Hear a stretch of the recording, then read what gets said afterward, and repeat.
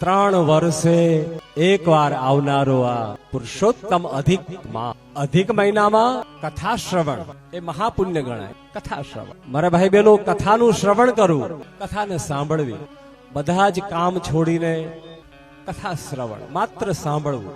શું સાંભળવું? ધ્યાનથી સાંભળવું મારા ભાઈ બહેનો.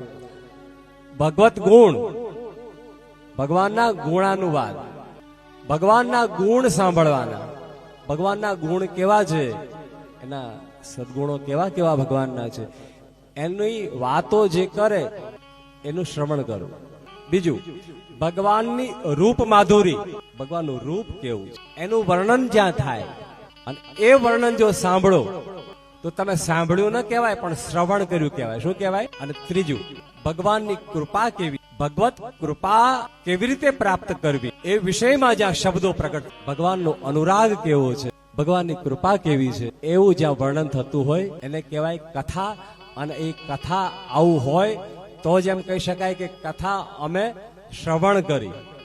બાકી તો એમ કહેવાય કે અમે કથા સાંભળી આવ્યા. શું કહેવાય?